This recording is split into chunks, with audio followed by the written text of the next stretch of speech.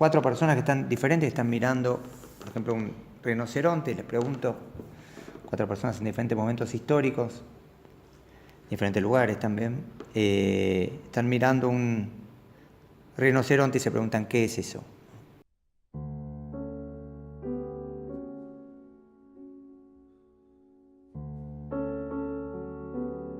Claro, y es muy linda la comparación y además la contextualización histórica de esos autores. Por ejemplo, una persona como Aristóteles plantearía que básicamente el rinoceronte es un ser vivo en tanto tiene para sí un alma, una esencia que lo caracteriza. Fíjense, en esa primera acepción, Aristóteles reconoce, obviamente, la materialidad del rinoceronte, pero le da como el fundamento propio de lo vivo algo que yo no lo puedo ver. Y es más, algo que no puede cambiar. La esencia tiene como una de las características distintivas la inmutabilidad, ¿no? Que no cambia. Cuando yo voy unos siglos después, en el Renacimiento, que es un periodo de los siglos, dependiendo del lugar de Europa, entre siglos más o menos XV y XVII, Aldrovandi tiene un tratado sobre la serpiente, fascinante. Y el Tratado sobre la Serpiente incluye una serie de capítulos. En esos capítulos va poniendo todo lo que él le parece significativo de la serpiente. Y en toda la primera parte aparece, después de la cuestión etimológica, todo lo que hoy más o menos estaríamos dispuestos dentro de las ciencias de la vida de incluir, ¿no? El comportamiento de la serpiente, la reproducción que tiene, la fisonomía, la interioridad. Y en un momento Aldrovandi, si uno lo mira de manera justamente anacrónica, pareciera que confunde. Entonces empieza a mezclar cosas y pone un capítulo, por ejemplo, mitología sobre la serpiente. O pone otro capítulo sobre monedas que tenían serpientes. Y en otro lado pone personas a las cuales mordió las serpientes, sueños que vos haces. Y uno dice en un momento, ¿qué es esta sopa infame? ¿Qué le pasa al Aldrovandi que mezcla cosas más rigurosas, más cuantificables, entre comillas, más objetivas, con cosas subjetivas? Y cuando uno va al período, todo eso formaba parte de una cosmovisión, ¿no? Tradiciones como la del humanismo y esa reivindicación del humano, la corriente científico-técnica y la reivindicación de lo cuantificable, la cuestión mística, ¿no? Hay toda una tradición mágica de la época, encima una recuperación de tratados herméticos egipcios, todo eso, una sopa renacentista, todo eso materializado en la obra de Aldrovandi, que volvemos al ejemplo del rinoceronte, pero lo hace para la serpiente. Un par de siglos después aparece un autor, por ejemplo, como Cuvier.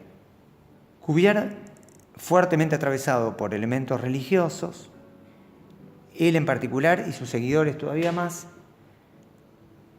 acopla su lectura en torno a las creaciones, a lo existente en la tierra con aparentes creaciones por Dios. Mucha gente se lo asigna esto más a sus seguidores que a él, pero para nuestro caso es semejante, para la pregunta es semejante, y lo que hacen sus seguidores es acoplar el relato bíblico del diluvio universal y compañía al siguiente esquema. Hay cada tanto una extinción, obviamente producto de una intención divina por lo que sea, y una regeneración también divina de los seres vivos. Fíjense, y otra vez, estar mirando un rinoceronte implica de alguna manera estar conectado con Dios o con la historia. Fíjense cómo va cambiando y cómo en esa descripción de rinoceronte se juega algo más que el aparente contacto con un ser vivo, ¿no? Está en juego toda la cultura en ese movimiento.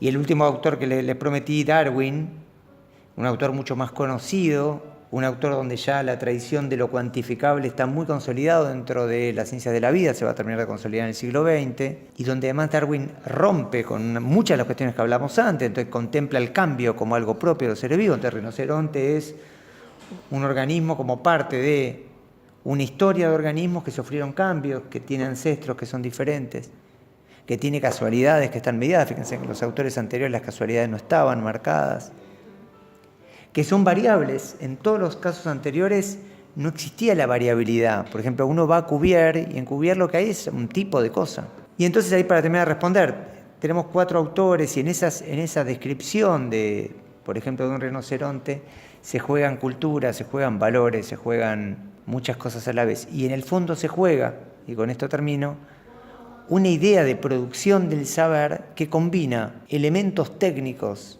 y de formación individuales y comunitarios de determinadas personas, pero también formas de ver de determinadas épocas. Si no se abren los cuerpos, como va a ocurrir en la modernidad, la interioridad de los seres vivos no puede ser terreno de descubrimiento. Tiene que pasar algo, tiene que ser, no es obvio que el rinoceronte tiene en su interioridad algo que me es significativo para describirlo. ¿Por qué sería obvio que la columna vertebral de un rinoceronte es algo significativo para describir un rinoceronte? Para nosotros es clave, es un vertebrado. Ahora, ¿por qué en el siglo XIV, XV tendría que ser significativo si en el fondo lo que hay es una relación con Dios y Dios no va a meter signos de lo divino adentro de un bicho?